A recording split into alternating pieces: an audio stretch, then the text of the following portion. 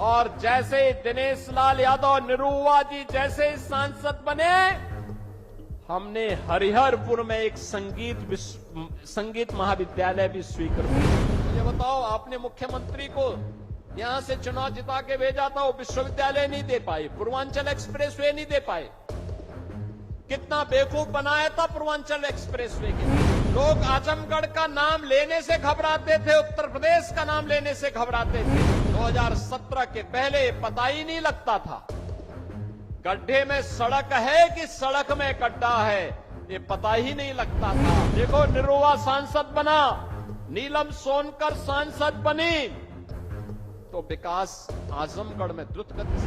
वीर कुंवर सिंह ने जब अंग्रेजों को पछाड़ने के लिए आजमगढ़ तक अंग्रेजों का मुकाबला किया था, तब कनेक्टिविटी नहीं थी। अगर उस समय ये पूर्वांचल एक्सप्रेसवे होता तो आजमगढ़ के लोग वीर कुंवर सिंह के साथ मिलकर के अंग्रेजों को मार मार करके खदेड़े होते।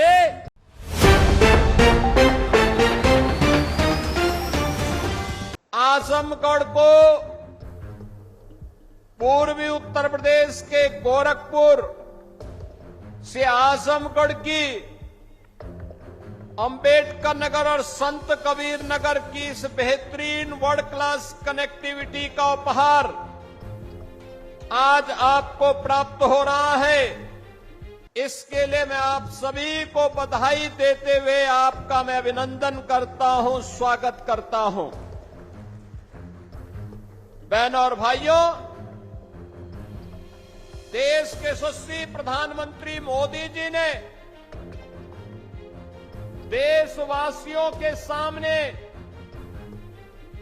आजादी के अमृत महोत्सव वर्ष के अवसर पर जो लक्ष्य तय किया था, उस लक्ष्य को प्राप्त करने के लिए कि 2047 में भारत एक विकसित भारत होगा, उस विकसित भारत के लिए विकसित और आत्मनिर्भर उत्तर प्रदेश बनाने की दिशा में डबल इंजन की भारतीय जनता पार्टी की सरकार के द्वारा किए गए प्रयासों का एक प्रतिफल है कि उत्तर प्रदेश बीमारू राज्य से अब एक्सप्रेस वे प्रदेश के रूप में अपनी पहचान बना रहा है। याद करिए क्या हालत थे आज से 8 वर्ष पहले के। बहनों और भाइयों, उत्तर प्रदेश का नौजवान कहीं जाता था, उत्तर प्रदेश का कोई नागरिक जाता था, पहचान का संकट होता था, पहचान का संकट होता था। लोग आजमगढ़ का नाम लेने से घबराते थे, उत्तर प्रदेश का नाम लेने से घबराते थे। आजमगढ़, अरे इसने मुख्यमंत्री दिए, एक एक नहीं 2-2 मुख्यमंत्री इस आजमगढ़ ने दिए, और इस आजमगढ़ को पहचान का मोहताज होना पड़ा था। लेकिन आज 8 वर्ष के अंदर प्रधानमंत्री मोदी जी के मार्गदर्शन में आजमगढ़ अब पहचान का मोहताज नहीं है। आजमगढ़ अब आजमगढ़ से अदम्य साहस का गढ़ बन चुका है। अब यह विकास की मुख्य धारा के साथ जुड़ चुका है। और इसके लिए तो प्रधानमंत्री जी ने कहा था कि विकास के लिए गति चाहिए, प्रगति के लिए गति चाहिए, समृद्धि के लिए प्रगति चाहिए। और जब गति होगी तो प्रगति होगी, प्रगति होगी तो समृद्धि होगी, और समृद्धि होगी हर चेहरे पर खुशहाली भी होगी। यही तो खुशहाली का राज है, और इसी खुशहाली के साथ आपको जोड़ने के लिए हम लोग आए हैं। याद करिए कितनी विकास की योजनाएं पिछले 8 वर्ष में आजमगढ़ में आई। पूर्वांचल एक्सप्रेसवे का शिलान्यास भी 2018 में, जुलाई 18 में प्रधानमंत्री जी ने किया था, और उद्घाटन 2021 में पूर्वांचल एक्सप्रेसवे का उद्घाटन भी आदरणीय प्रधानमंत्री नरेंद्र मोदी जी ने किया था। याद करिए 340 किलोमीटर लंबे इस एक्सप्रेसवे को अब मैं देखता हूं आजमगढ़ के लोग, मऊ के लोग, गाजीपुर के लोग सुबह जाते हैं लखनऊ और दोपहर में अपना कार्य निपटा करके वापस अपने गांव, अपने शहर में वापस आ जाते हैं। ये होती है गति और यही होती है प्रगति। जब हम लोग 2017 में आए थे, हमारे पास 1.5 एक्सप्रेसवे थे, यमुना एक्सप्रेसवे और आगरा लखनऊ एक्सप्रेसवे का काम आधा हुआ था। आज मुझे बताते हुए प्रसन्नता है, आधे काम को तो हमने पूरा किया ही। पूर्वांचल एक्सप्रेसवे की यात्रा का साक्षी आप बन रहे हैं। 2021 से लगातार बन रहे हैं। 2022 में बुंदेलखंड एक्सप्रेसवे चालू हो गया है, 300 किलोमीटर का है। पूर्वांचल एक्सप्रेसवे 340 किलोमीटर का बन करके पहले तैयार हो चुका है। अब इसकी कनेक्टिविटी सीधे पटना तक के लिए पूरी होने जा रही है। आप याद करिए कि पटना से लेकर के लखनऊ तक और लखनऊ से लेकर के दिल्ली तक की पूरी कनेक्टिविटी कितनी आसान हो जाएगी। 1857 के प्रथम स्वातंत्र समर के नायक वीर कुंवर सिंह ने जब अंग्रेजों को पछाड़ने के लिए आजमगढ़ तक अंग्रेजों का मुकाबला किया था, तब कनेक्टिविटी नहीं थी। अगर उस समय ये पूर्वांचल एक्सप्रेसवे होता तो आजमगढ़ के लोग वीर कुंवर सिंह के साथ मिलकर के अंग्रेजों को मार मार करके खदेड़े होते और फिर यह देश 1857 में ही स्वाधीन हो गया होता। उस समय कनेक्टिविटी नहीं थी, अभाव था, कनेक्टिविटी का अभाव था। लेकिन आज पटना से लेकर के दिल्ली तक की कनेक्टिविटी पूर्वांचल एक्सप्रेसवे देने जा रही है। बुंदेलखंड एक्सप्रेसवे दिल्ली से आगरा होते हुए हम इसको सीधे चित्रकूट तक जोड़ रहे हैं। 300 किलोमीटर का एक्सप्रेसवे बन चुका है, यातायात फराटा भर रहा है और आज 91 किलोमीटर का ये एक्सप्रेसवे, 91 किलोमीटर का ये एक्सप्रेसवे आजमगढ़ से गोरखपुर की कनेक्टिविटी को पूरा करने जा रहा है। बीच में अंबेडकर नगर जनपद और संत कबीर नगर जनपद भी इसका लाभ प्राप्त करेगा। दिल्ली से मेरठ के बीच में एक्सप्रेसवे का निर्माण, 12 लेन का एक्सप्रेसवे पहले ही प्रारंभ हो चुका है। एक्सप्रेसवे बनने के पहले दिल्ली से मेरठ की दूरी को तय करने में लगते थे 3 घंटे और आज एक्सप्रेसवे हो गया है तो मात्र 40 से 45 मिनट में इस दूरी को तय किया जा सकता है। बहनों और भाइयों, गंगा एक्सप्रेसवे लगभग 600 किलोमीटर लंबा बन रहा है। 600 किलोमीटर लंबा मेरठ से लेकर के प्रयागराज तक इसकी बेहतरीन कनेक्टिविटी हो रही है। इस वर्ष के अंत तक हम उसको भी आदरणीय प्रधानमंत्री जी के कर कमलों से लोकार्पित करने वाले हैं। लखनऊ से कानपुर के बीच का एक्सप्रेसवे, बलिया लिंक एक्सप्रेसवे और इस प्रकार के लगभग 6 एक्सप्रेसवे निर्माणाधीन हैं। शेष पर कार्य होने जा रहा है। यानी इंफ्रास्ट्रक्चर को इतना मजबूत कर देंगे, इतना मजबूत कर देंगे कि उत्तर प्रदेश को समृद्ध होने से कोई रोक नहीं सकता है, कोई वंचित नहीं कर सकता है। और यही तो इस नए भारत के नए उत्तर प्रदेश की पहचान है। यही पहचान है। बहनों और भाइयों, पहले 2017 के पहले पता ही नहीं लगता था गड्ढे में सड़क है कि सड़क में गड्ढा है, ये पता ही नहीं लगता था। लेकिन अब गड्ढा मुक्त सड़कें, इंटर स्टेट कनेक्टिविटी 4 लेन के साथ, हर जनपद मुख्यालय 4 लेन की कनेक्टिविटी के साथ, हर तहसील और ब्लॉक मुख्यालय 2 लेन की कनेक्टिविटी के साथ। याद करिए, 2017 के पहले 2 एयरपोर्ट थे, आज उत्तर प्रदेश के अंदर 16 एयरपोर्ट क्रियाशील हैं, जिसमें से 4 इंटरनेशनल एयरपोर्ट हैं। अयोध्या का इंटरनेशनल एयरपोर्ट महर्षि वाल्मीकि के नाम पर प्रारंभ हो चुका है।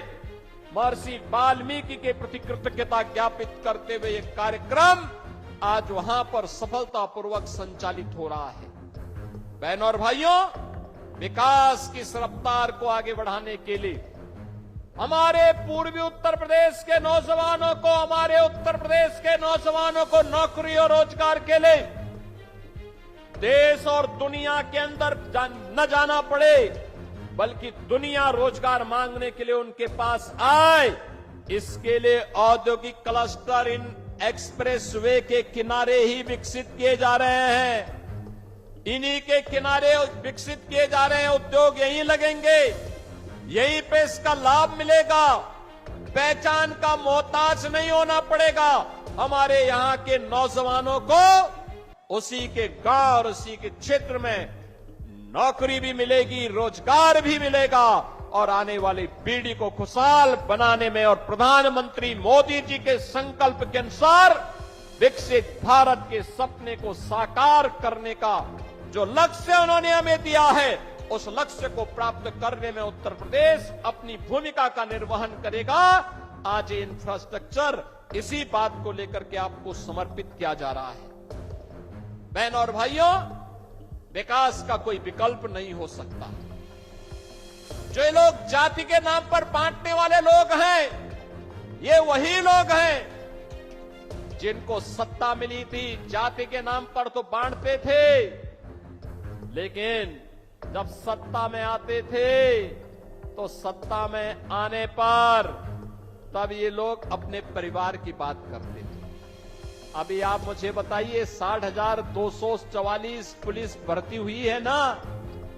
आजमगढ़ के लोग भर्ती हुए हैं कि नहीं हुए हैं? मुझे बताओ, भर्ती हुए हैं ना? आप मुझे बताओ, किसी से कोई पैसा मांगा है क्या? कोई सिफारिश करवानी पड़ी है क्या? अरे हर जाति, हर संप्रदाय से जुड़े हुए लोग भर्ती हुए हैं और इसमें भी 12,045 केवल बेटियां भर्ती हुई हैं। 12,045। उनकी ट्रेनिंग भी प्रारंभ होने जा रही है, यानी आज वे सभी लोग योग की ट्रेनिंग ले रहे हैं। कल वे योग दिवस के कार्यक्रम में भागीदार बनेंगे अलग अलग जनपदों में, और परसों से उनकी ट्रेनिंग। याद करिए, उत्तर प्रदेश का नौजवान एक साथ 60,244 एक साथ भर्ती हो गया। कोई सिफारिश नहीं। 2017 के पहले हुआ होता तो चाचा और भतीजा झोला लेकर के वसूली के लिए निकल गए होते। यानी वहां पर भी भेद होता था। पैसा लेकर के किसी की भर्ती नहीं होती थी, उसके बगैर तो होती ही नहीं थी। लेकिन अब कोई भेदभाव नहीं, अब तो सबको अवसर मिल रहा है। सबका साथ और सबके विकास का यही भाव है। सबका विश्वास और सबका प्रयास यही है, जिसमें सबकी भागीदारी होगी, कोई भेदभाव नहीं होगा। अब तो आजमगढ़ का नौजवान कहीं जाएगा देश के अंदर और दुनिया के अंदर, केवल ये बोल दे मैं उत्तर प्रदेश से हूं, तो लोग बड़े सम्मान के साथ देखेंगे। उत्तर प्रदेश का मतलब उत्तर प्रदेश जिसने विरासत और विकास का एक अद्भुत समन्वय स्थापित किया है। महाकुंभ प्रयागराज, महाकुंभ प्रयागराज अयोध्या में राम जन्मभूमि पर भगवान रामलला के भव्य मंदिर का निर्माण होना, काशी में काशी विश्वनाथ धाम का होना, मां विंध्यवासिनी धाम का विकसित होना, चित्रकूट धाम का विकसित होना, ये सभी आज एक नई पहचान दिला रहे हैं। और अब तो मथुरा वृंदावन की तरफ हम भिड़ चुके हैं। मथुरा वृंदावन में भी हमारा कार्य प्रारंभ हो चुका है। बहनों और भाइयों, ये पहचान है नई यूपी की। हम विरासत का भी संरक्षण करेंगे, विकास भी करेंगे। अपने इतिहास को, अपने पुराण को, अपनी परंपरा को विस्मृत करके विकास का कोई मायने नहीं। और ये विरासत है। हम राम और कृष्ण की परंपरा पर, भगवान विश्वनाथ की परंपरा पर, मां विंध्यवासिनी की परंपरा पर, रागे राघव की परंपरा पर, अयोध्या सिंह उपाध्याय हरिओत की पावन परंपरा को और महर्षि दुर्वासा की भी परंपरा को, बाबा भृगु की परंपरा को भी आगे बढ़ाने का काम करेंगे। अभी मैं अंबेडकर नगर गया था पिछले सप्ताह। अंबेडकर नगर, वहां पे शिव बाबा धाम में भी मैंने दर्शन किए थे और श्रवण धाम में भी मैंने दर्शन किया। क्या प्राचीन परंपरा है, क्या लोगों ने सजो करके रखी हुई है। अब इसका संरक्षण का दायित्व तो हमारे ऊपर है। अगर हम इसको संरक्षित नहीं करेंगे, आने वाली पीढ़ियां हमें क्या बोलेगी। और उसको संरक्षित करते हुए विकास हो रहा है, औद्योगिक विकास भी हो रहा है, इंफ्रास्ट्रक्चर आधुनिक दिया जा रहा है, नौजवान के लिए रोजगार और नौकरी की सुविधा उपलब्ध करवाई जा रही है, बेटी और व्यापारी को सुरक्षा दी जा रही है, हर एक नागरिक को सुरक्षा की गारंटी दी जा रही है। और सुरक्षा पर जिसने सेंध लगाने का कार्य किया तो उसके लिए यमराज का टिकट भी उसे उपलब्ध करवाया जा रहा है। बहनों और भाइयों, यह आवश्यक है कि जो दूसरों के सुरक्षा के लिए खतरा बने, उसके लिए पहले से ही एक टिकट रिजर्व करवा दो, रिजर्व करवा दो।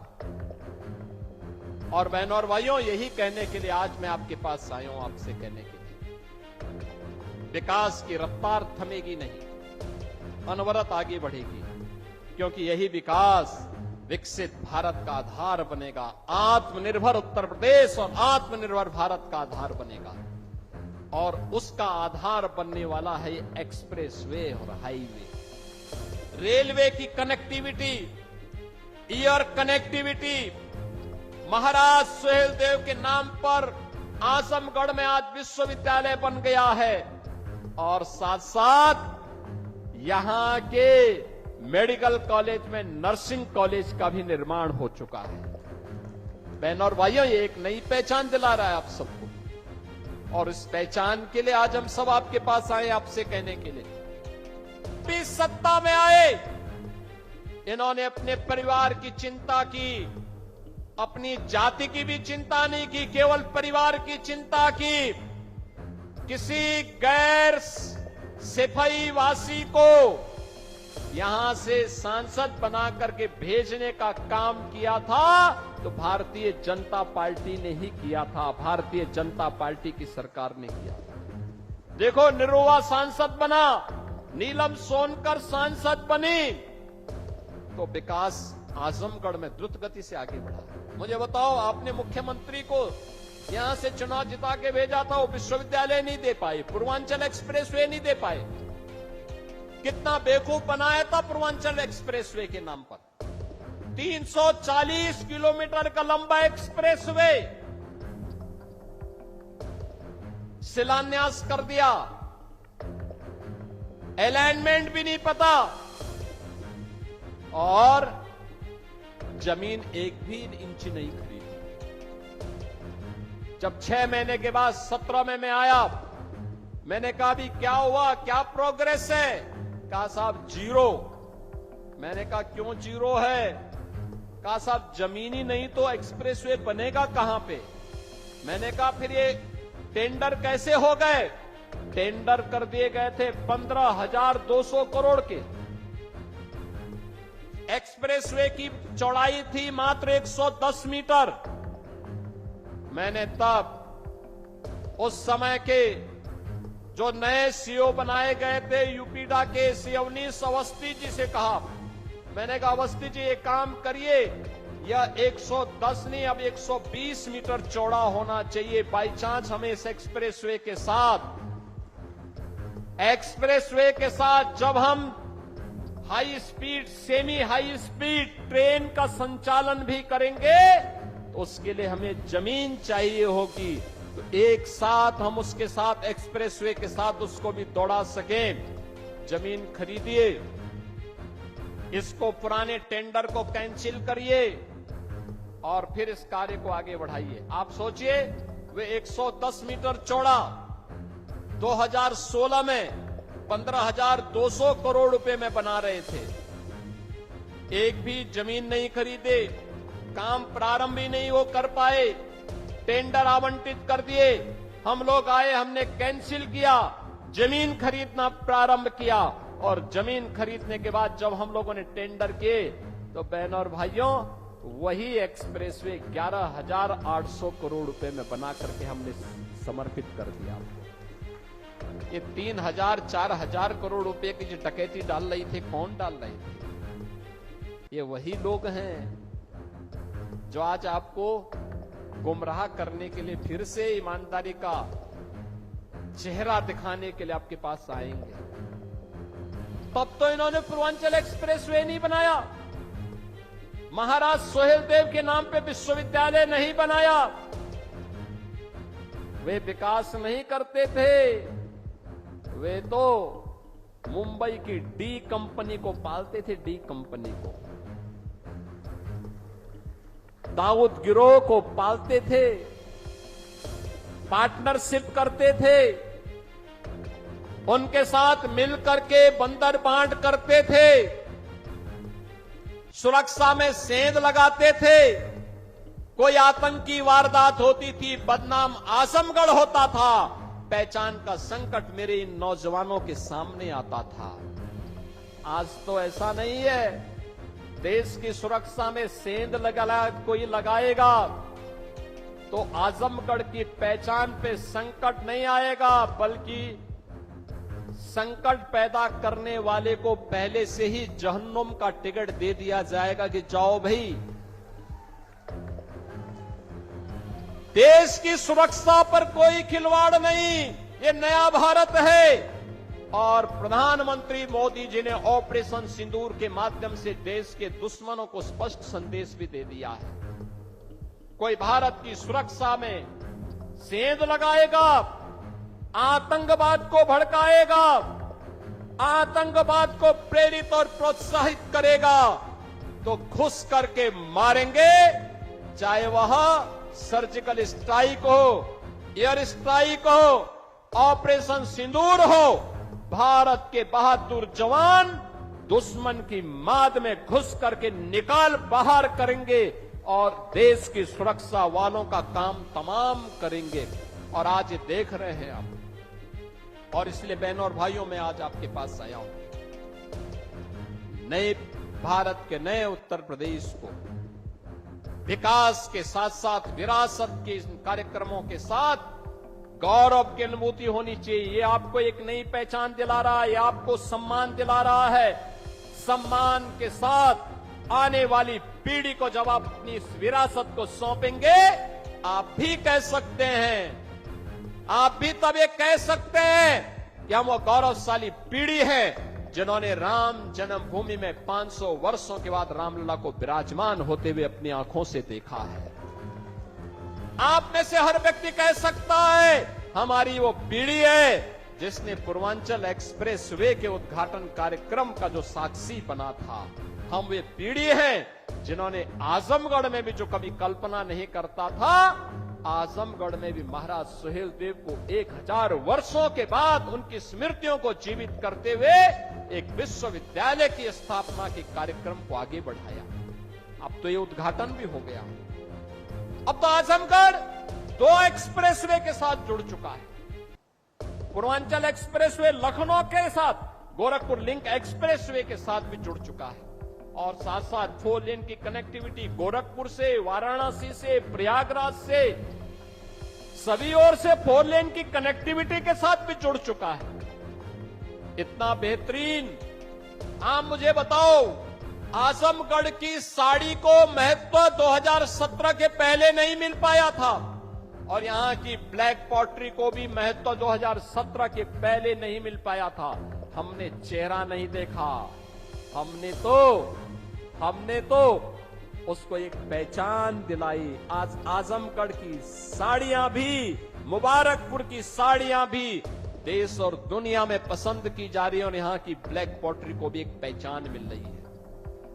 आपने एक कलाकार को आजमगढ़ ने देश की संसद में भेजा और जैसे दिनेश लाल यादव, निरुआ जी जैसे सांसद बने, हमने हरिहरपुर में एक संगीत महाविद्यालय भी स्वीकृत कर दिया। आप सोचिए, हरिहरपुर में इस संगीत का एक घराना था, पहचान के लिए मोहताज हो रहा था। गायन, वादन, नृत्य, ये सभी विधाएं यहां एक साथ पैदा होती थी। लेकिन जिन्होंने आतंक का गढ़ आजमगढ़ को बनाया था, वे लोग इन्हें ढूंढ नहीं पाए। उनके पास इतनी फुर्सत नहीं थी कि ब्लैक पॉटरी को सम्मान दे सके, आजमगढ़ की साड़ी को सम्मान दे सके, हरिहरपुर गांव की संगीत की विधा को सम्मान दे सके, आजमगढ़ में विश्वविद्यालय दे सके, आजमगढ़ को एयर कनेक्टिविटी के साथ जोड़ सके, आजमगढ़ को पूर्वांचल एक्सप्रेसवे के साथ या गोरखपुर लिंक एक्सप्रेसवे के साथ या फिर एक 4 लेन की कनेक्टिविटी के साथ जोड़ सके। जब फुर्सत होगी तब तो कोई जोड़ेगा। उनके पास तो फुर्सत ही नहीं थी। जब संकट आता था, ऑस्ट्रेलिया या फिर इंग्लैंड चले जाते थे, लोगों को उसके पुरसे हाल पर छोड़ देते थे। लेकिन आज ये डबल इंजन की सरकार की, भारतीय जनता पार्टी की सरकार ने इन सभी प्रकार की सुविधाओं से आपको आच्छादित किया है और आज इसीलिए इस एक्सप्रेस वे के उद्घाटन कार्यक्रम के साथ जुड़ने के लिए मैं स्वयं आपके पास यहां आया हूं, एक बार फिर से करने के लिए। बहनों और भाइयों, पहचान को कभी समाप्त नहीं करना चाहिए। ये जातिवाद की राजनीति पर्व और त्योहारों में भी आपके उत्साह को भंग करती थी, विघ्न बाधा खड़ी करती थी, निर्दोष हिंदुओं पर झूठे मुकदमे दर्ज होते थे, बेटी और बहनों की इज्जत के साथ खिलवाड़ होता था। आपको याद होगा 2007-8 में सिवली नेशनल कॉलेज में अजीत राय नाम के एक लड़के की हत्या मात्र इसलिए कर दी थी क्योंकि उसने रिपब्लिक डे पर उसने वंदे मातरम गाने की वकालत की थी। केवल इसी में उनकी हत्या कर दी। आज कोई दुस्साहस नहीं कर सकता। आज आप वंदे मातरम बड़े शान से गाइए। राष्ट्र की आन मान शान के प्रतीक तिरंगा यात्रा भी आपने ऑपरेशन सिंदूर के समर्थन में निकाली। लोक माता अहिल्याबाई होलकर को सम्मान दिया। कोई आपका बाल बांका नहीं कर पाया, कर भी नहीं पाएगा, क्योंकि सुरक्षा की गारंटी जो सरकार उठा रही है, ये सरकार आपके साथ में है। और इसीलिए विकास की इस प्रक्रिया के साथ जुड़ने के लिए जातिवाद से ऊपर उठना पड़ेगा, संप्रदायवाद से ऊपर उठना पड़ेगा, विकास और राष्ट्रवाद के मुद्दे पर आगे बढ़ना पड़ेगा। प्रधानमंत्री मोदी जी ने जो विजन हमें दिया है, विकसित भारत की संकल्पना को साकार करने के लिए हमें प्राण प्रण से जुटना पड़ेगा। इन्हीं सब बातों के साथ आज पूर्वांचल एक्सप्रेसवे के इस गोरखपुर लिंक एक्सप्रेसवे के लोकार्पण के अवसर पर आजमगढ़, अंबेडकर नगर, संत कबीर नगर और गोरखपुर के सभी जनता जनार्दन के प्रति मैं हृदय से बधाई देता हूं, अपनी शुभकामनाएं देता हूं। CIB इंडिया न्यूज की सभी खबरों को देखने के लिए लाल रंग की बटन को दबाकर चैनल को सब्सक्राइब जरूर करें, घंटी जरूर दबाएं ताकि हमारी सभी खबरों के नोटिफिकेशंस आप तक पहुंचते रहें।